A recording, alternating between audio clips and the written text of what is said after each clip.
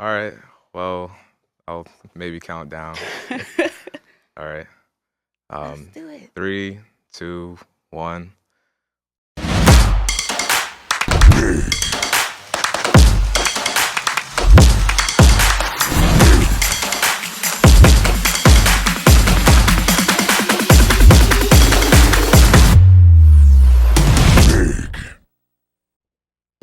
All right.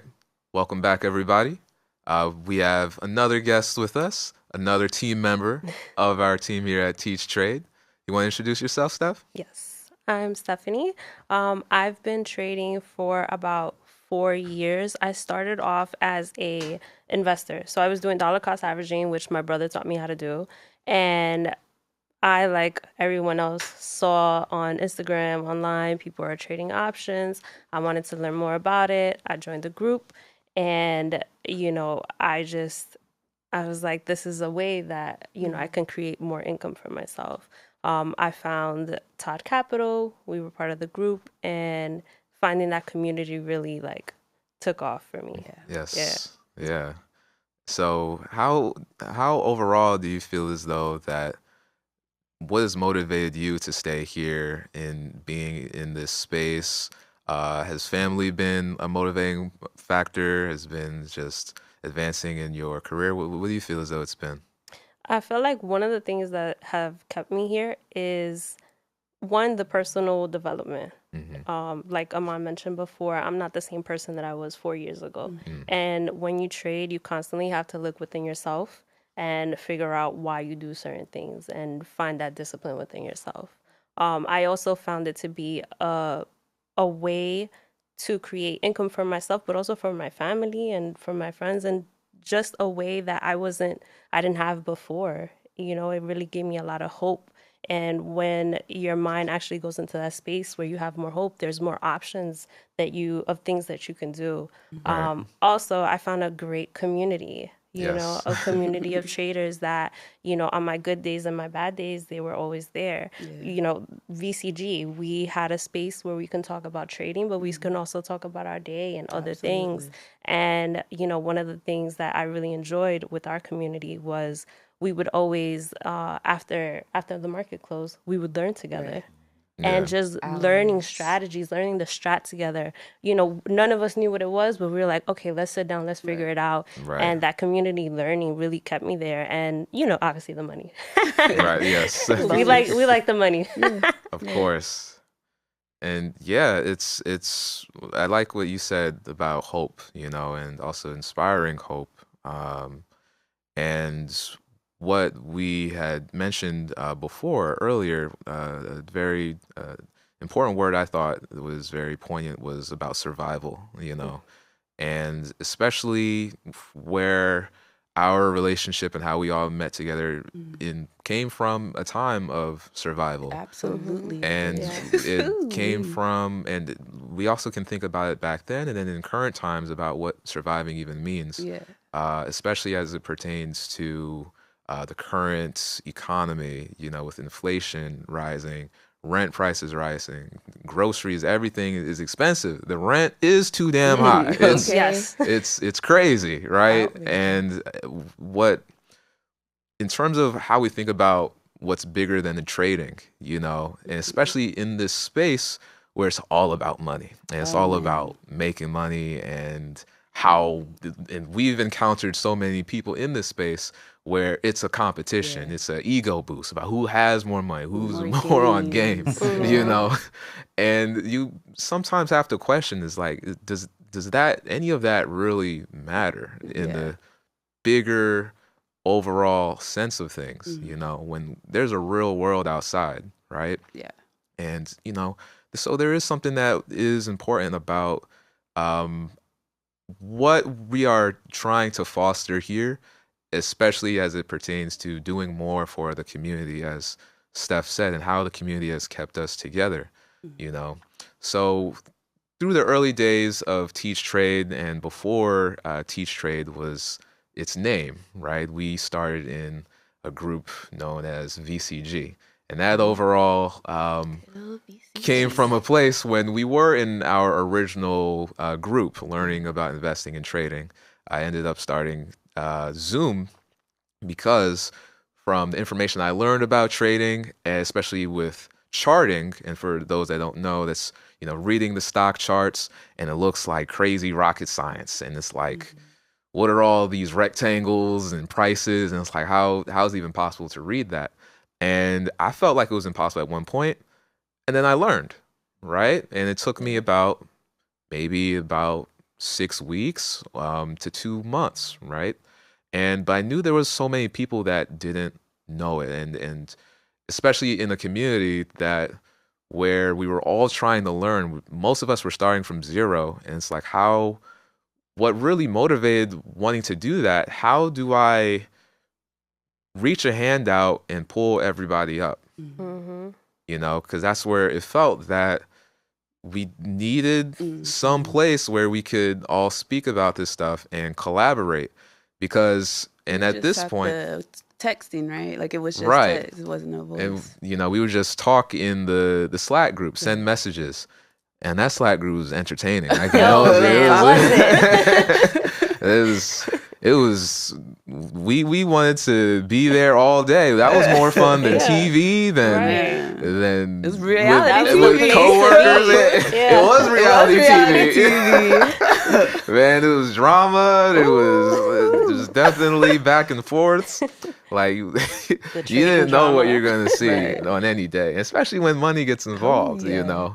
But at a certain point, through that, and it was fun, and it felt like you were part of something. Even if you were not talking in the group, if you were just there or sending laughing emojis or reacting or anything, it's like we were all here, but that higher purpose or that what we were all connected through was our quest for knowledge and our quest to get out of survival mode, and we saw that the market was going to be the medium, the paintbrush that we could use to really create that canvas of what our vision for our life was going to be.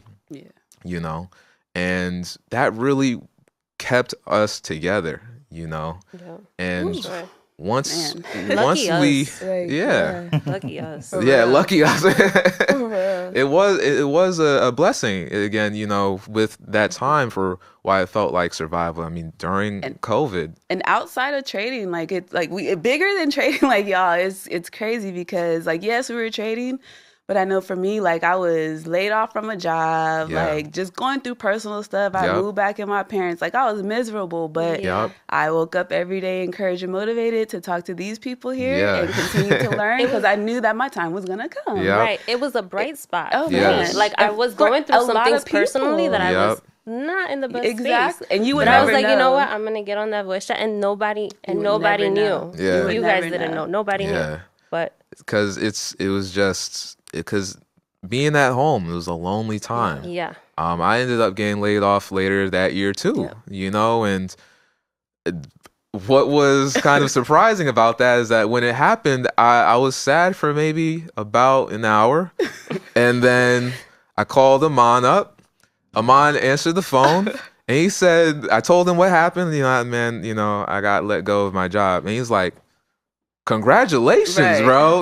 Like to hear congratulations after all of that that was so reassuring because it reminded me like this is the place I wanted to be, and maybe that was meant to be. Right.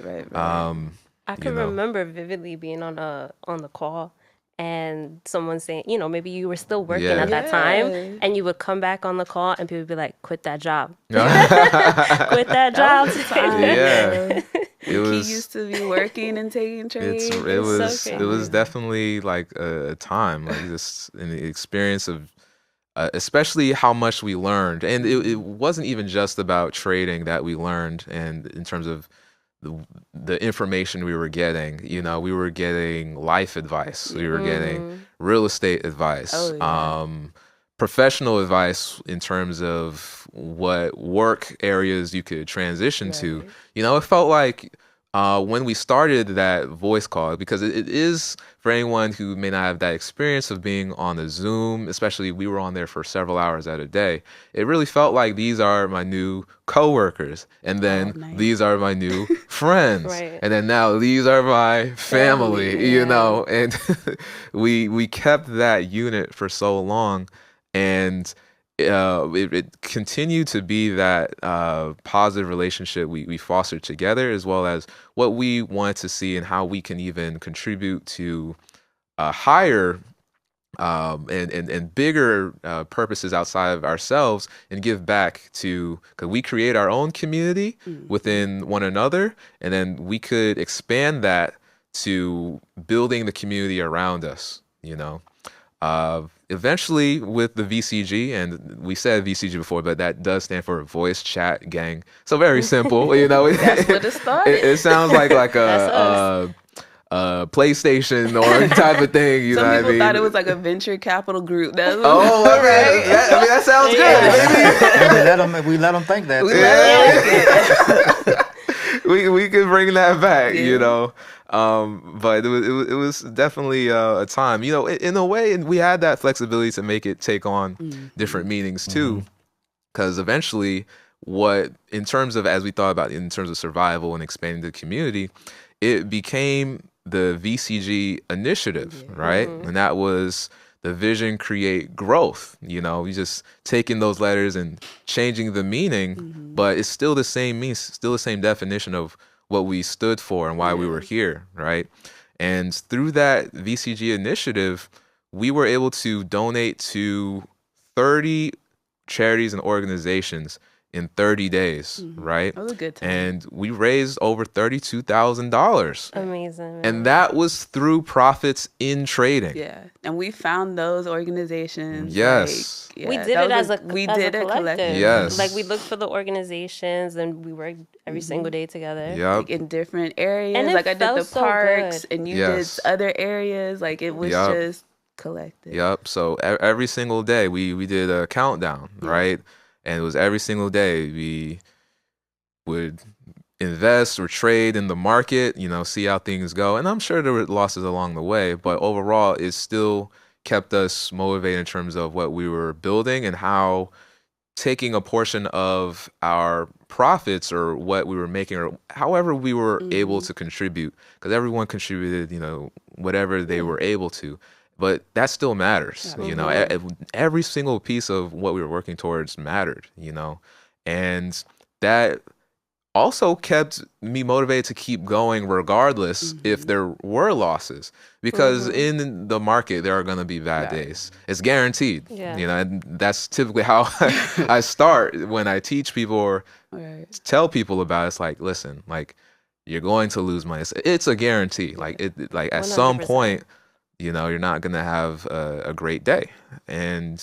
But what keeps us here is that long-term goal, those dreams, those aspirations, what we actually feel in the heart is what keeps us driving towards keep going, you know, because if you don't have that, the moment you see a red day, it can destroy you. It can feel as though like, what am I doing? You know, or the negative self-talk can come in where I'm not good enough. I'm not doing this right. I'm not going to figure it out. Self-esteem destroyed. But in actuality, you have to just go through that. Right. You're not going to be a good trader without going through those losses and figuring out how to bounce back and how to be kind to yourself. That's like a big gem. Right. Train your mindset around it. Absolutely. Yeah, I mean, that's a big thing is that a lot of people don't take into account when they're trading your mentality. Yes. Right. I mean, and the whole trading thing, I mean, it's just you and a computer Right. and your thoughts. And so really what people try to put themselves against the market, but it's really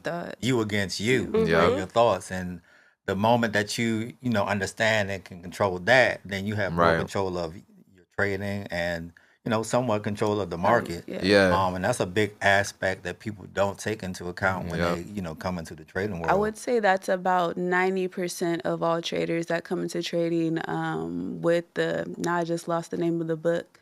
what is it? Trading in the the Zone. Yeah. Man, Lord such a have good mercy. book. But that's like the intro of that book. Like a lot, if you're reading this book, you probably have realized that trading is a mental game. And that's literally the intro to the book. So, and if anyone is like a new trader, one thing to keep in mind is that this might be the first time that you are mentally and emotionally in that space, because this is maybe the first time that you've been given the opportunity of so much money is in front of you. Let's say, I don't know, $5,000, and you have to decide: do I take profit or do I just hold on? And you haven't been in this position before, so give yourself grace because you're learning how to make decisions in that mind frame. It's a different space, and it may take time to get to $5,000. You know, you should take that profit. It may take some time, especially because you can start from wherever, right? Where start as much as $5, $10. Right. You know, it's possible. We've seen it. You know, where this is one of the most accessible spaces, and that is what invites this level of opportunity. You know, and off the ideas of like how it does start with you. You know, and we hear that a lot often as well when we think about wanting to change the world. You know, and as kids, it's like, oftentimes that's what maybe a lot of us wanted to do, and that is what invites this level of opportunity. You know, and off the ideas of like how it does start with you. You know, and we hear that a lot often as well when we think about wanting to change the world. You know, and as kids, it's like, oftentimes that's what maybe a lot of us wanted to do. I wasn't going to say I hope, but I mean, I don't know. It was obviously optimistic time, and you're taught and raised about those, where you would fit in. Like, what avenue are you going to take, and are you going to be the next this? You know, are you going to be the next that? And finding that fit is a personal journey, and it's something that we take together as we meet and engage with new people. You know. But oftentimes you get to decide what your path is. And at times with this space, it feels as though you're always making that decision. It feels like every decision you make decides your next path. It's maybe in some ways, and we'll also get into this as well, is in terms of how we can manage, because we're not just people who trade in the market. It's not just all we do all day. We have other parts of our lives. You know, we have our other jobs, other responsibilities, other avenues that we're thinking. But when you think about those things, especially with like a job, sometimes, especially if your roles and responsibilities are the same or similar every single day, it doesn't feel like every decision you make at your job as you're just fulfilling roles is determining your future, you know, or your path. And at some ways, and this is potentially for better or worse, depending on how impactful a decision is about what stock you're looking at, or you buy a certain trade and then make an opportunity off of that to make money. You know, when we make money, or attempt to, with the market and everything, that's something that's changing or impacting our life like immediately. You know, you see numbers on a screen, and those are, especially when I was thinking through it, at times it was motivational, and it can be possibly where it feels like it's detracting from maybe what I'm focused on.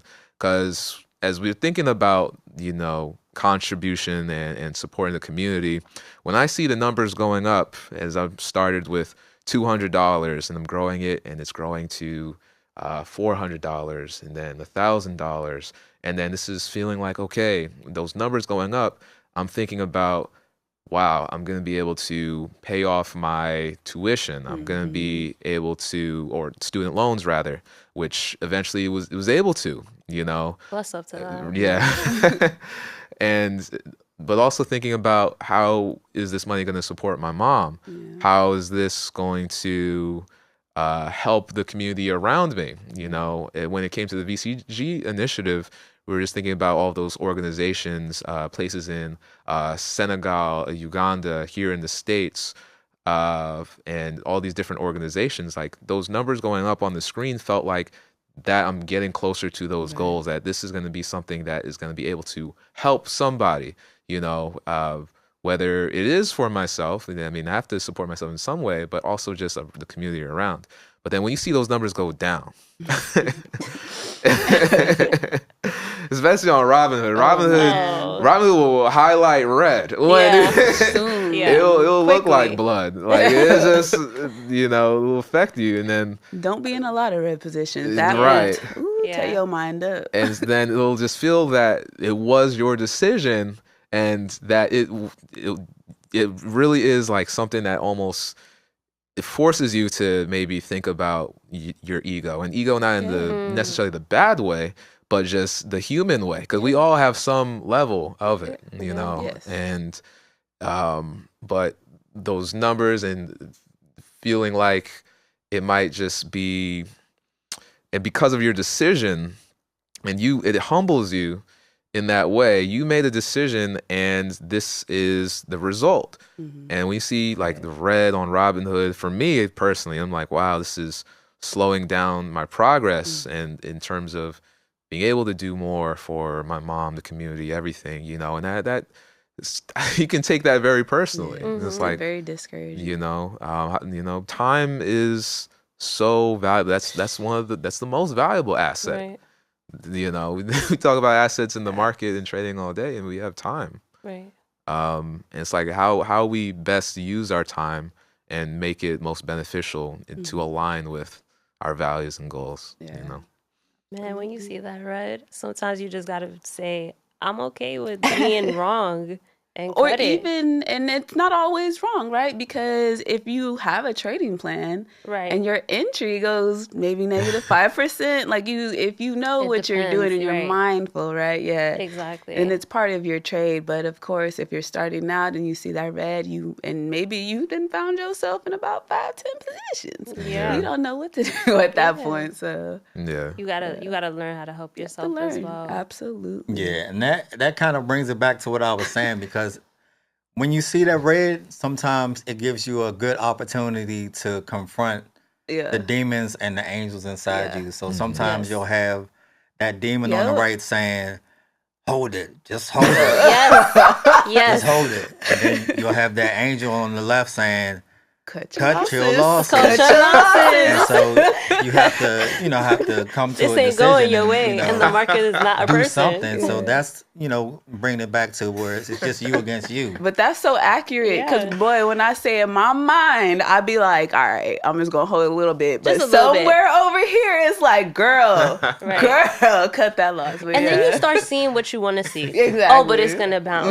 Oh, there's the order block, I know for sure. And then you're like, wait, it kept going, it passed the order block. As soon as you cut it, it just goes whatever it is. And you're like, okay, I made the right decision by cutting it. Yeah. And all that stress is not necessary. Like, first of all, like that back and forth, trying to decide, take it off yourself. Like, that's what a stop loss will do, is take that stress away, because is that's not what you want to be thinking about while you're holding a trade and in a position, because sometimes we just don't have the quickness to think on that, like appropriately. So, and it all goes back to mindset. Like when you do see that you're in a losing trade and you hold on to it, it can also be a mentality of lack. Yeah, I have to hold this because it has to work, because I need this.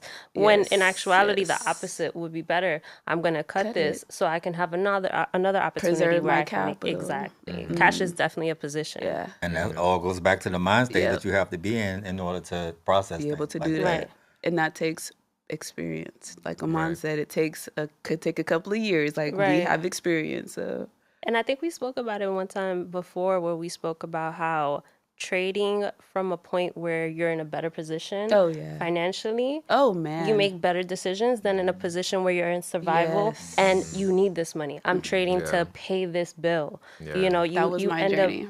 Up and for me as well. And I had to switch the way I did things. I'm not holding trading to be my only source of income. It's my fun income. It's what sources my life, but it's not the end all be all. Yeah. And your mentality is completely different, because when you find yourself in a position and you're losing, it's going to hurt. We're always going to feel that, but it's not going to hurt and be like, well, how am I going to pay this bill? You're not going to take it as personally. It's not personal. It's literally not. Yeah. With the market. Yeah. It's definitely a myriad of emotions and creating a sense of balance, especially with time and our other slices and variables of our lives, because in ways it's your decision about how much you make trading part of your life. You could go literally all in, or this can be a once a month thing. Sometimes for some people once a year, Jamal, because I feel like you're a jack of all trades. You got everything going on. Yes. If you wanted to speak more. Yeah. If you wanted to talk a bit more about just the businesses that you operate, the different areas where you find yourself in the trading community itself and space, and how much time you commit to it, while overall your own personal things you like to do, and in terms of your time and everything, how do you feel as though you manage your time, and how much of a percentage of trading is part of your life? Well, trading, I'm not going to downplay it and say that it's not a significant part of my life, because I love it. So if you're a basketball player, if you're a sports enthusiast, you dedicate yourself to that task. Yeah. And I'm not, a professional, top level trader, but I think with everything that I do, whether it be, my cleaner business, whether it be, my data business, whether it be my courier service. What's the name of your cleaning business? Oh, it's Godwin Cleaning Services. GodwinCleaning.com. Yes. And what's your website? I also have, everything you can reach me at SofaKingSuper.com. Yeah. But just with that, it's just the type of person I want to be. I want to be Superman. And that's kind of hard because, I'm just human. So, but I try to give a Superman percent of effort with everything that I do. And that's kind of hard. You kind of delegating yourself with the trading, with multiple businesses. But I try to give as much as I can, or as much focus as I can, to one task at a time. So if I'm going hard with the stocks or the options or whatnot, I'm 100% into that. And then from 9 to 4, it's all options, it's all stocks. And then after that is when I kind of delegate some time to my other businesses, especially the newer ones like the courier business. Just making sure that things foundationally are laid flat, and everything is solid, so that I can build upon that. But it's really a task in itself, kind of dealing with all those things, because you only have so much energy. So I have to put it towards the things that give me, in my mind, the most return for my investment, being my energy. And right now, that's that's the stocks, because they give you a lot of money from a little amount of, I guess, human energy. Yeah. But the other things kind of still, I have a checklist of things that I have to do, itinerary of things that, need to be handled. But the stocks and options is my primary thing that I like to focus on, because I just love it. I love, creating businesses and whatnot also, but it's so much that goes into that, it's kind of out of my hands, even getting a business loan, that's in the bank's hands. So it's like stuff that you have to do, stuff that you have to set up, and then you can't just, it's not what do you call it, like a instant gratification type of thing, where stocks is, instant gratification. You put this money in, you get this money out. Yeah. Hopefully in the perfect world, With the business, you put this amount in, then you have to wait, you have to cold call, you have to, get leads and all this other things. And so it's like all of this work isn't immediately being, Right. It involves a lot of trust. Yeah, exactly. And trust in the process. Yes. And that, the same thing with trading, it involves trust in the process, but it's just, to me, the returns are a lot quicker than, trusting. You see the results Yeah. like this, where you have a business plan or getting everything ready for executing on the business. That can take a lot of time. Yeah. And you have, and there's so many steps, and like we said, this is also in trading as well. There's so many steps along the way where you can just lose confidence in the business just because you just haven't seen where you want to be yet, where with trading and through eventually more practice and experience, but through people's first experience, there's people, they watch one YouTube video, they download Robinhood, and boom, right? They can just get right to it, and they see how it works, and whether they made it or they lost it, that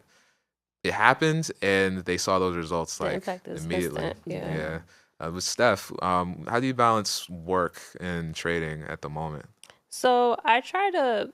Okay, so when I'm trading, I don't really pick up any phone calls, right? Okay. And the people that I love and that are close to me, they understand. That do not disturb. That do not disturb, because I need to focus. Yeah. And then when I'm doing other things, I try to just focus on that. What's great about options is that it's created opportunities for me to do the other things that I love to do, like spending time with my family and, being able to provide for my mom and give her experiences.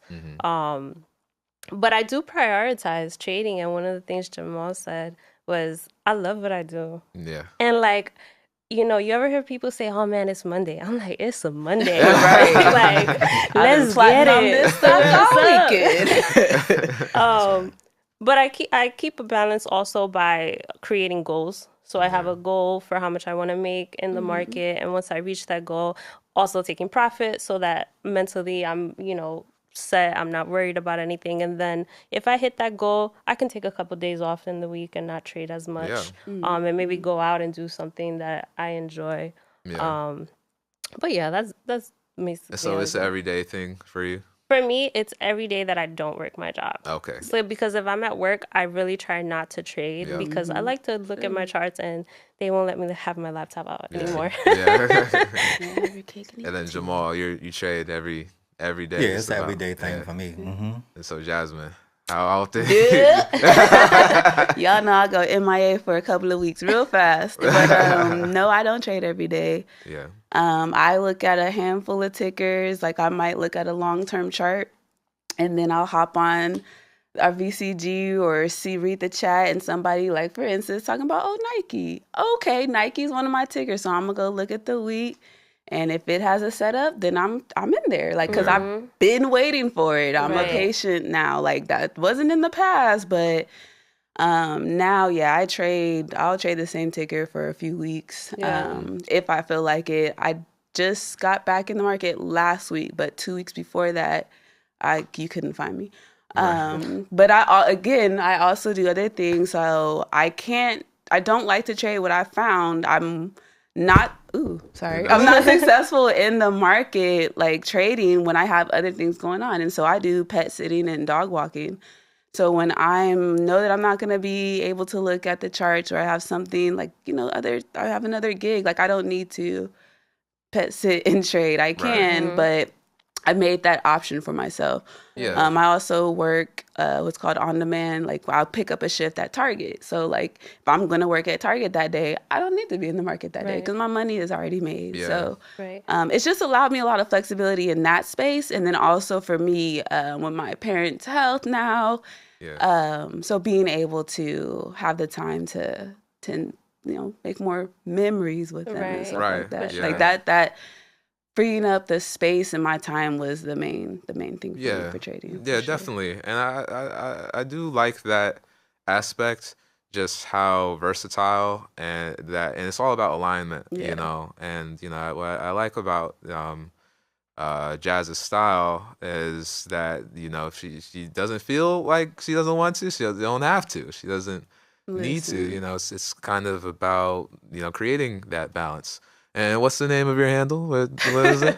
My handle on Instagram is Balance Mind Lifestyle. I do have my links. If you're in San Antonio, you can book me as a dog walker, pet sitter. But yeah, that stuff is on there. I used to bake. I do have a vegan business, but I used to do vegan cookies and stuff, and they ate up all the cookies. No more. Yeah, definitely all about balance, alignment, seeing how it fits in your life. We've experienced people from all. We talked about our experience, and a little bit. I mean, I definitely, for the most part, trade every day as well, and we do the stream, the voice chat. But there's days where I take off. Where I love when Key takes off. I love when Key takes off. Even when I don't trade, I'll hop on the call. And that's like the sense of community of trading as a community. That sometimes, if I'm doing something else, I still want to hear what's going on. I still want to talk to my friends. And, so it's we'd be booked and busy with being on the call, on the stream. So on the stream, it's that's on Twitch/Kiakili. And so all the viewers, they come in. It's been a regular sort of relationship that we've built, and that we've just go and we might chill, just listen to music, because we can't really talk about the market 24/7. I mean, especially in times it gets boring, like watching paint dry. New Music Friday. Especially that. And we just watch shows and talk about them. Yeah, anything, and that's kind of the cool part about it, where it can just be just life, like we said. Like we sometimes we talk about just what are we doing, what artists we like, something going on in the news, what we're up to, what we're doing for vacation, and then the market dumps, and they're like, okay, buy puts, we get right back to it. We'll have those alerts going. Like, alerts are set, better believe. And so as soon as the market does something, somebody's we're ready. Paying attention. Better believe that. We're ready. I think it's sometimes good. I mean, not even sometimes, but I think it's good to have a distraction from the market. Especially because I like to look at my focus as my superpower. So you can become overly addicted and overly stimulated just from little nuances or little small movements in the market, and it could actually, shake you out of a good thing. So it's actually, sometimes good to have those distractions, to have that job, to have that something else to distract you from worrying about your position, because if you're in a good position, it's going to do what it does. Right. And then you have to give it that time. And, when you're distracted, you allow your position to be over there doing this thing while you're over here doing your thing. And, you don't have to worry so much about it, because you have other things to be worried about. That's exactly how I use those things. Like like when TOS went down and I could not sell my AI, I said the next day, thank you, TOS, for not letting me sell my AI, because it went up. So sometimes that happens to me too at Robinhood. Sometimes the brokers, so the apps we use to trade, they can go down, and lose service because whatever reasons. They don't typically give a reason, but sometimes I guess it could be.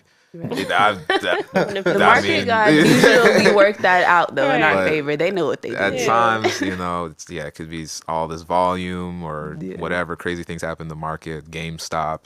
Typically, when we hear something about GameStop, we just expect it's gonna get stupid things to happen.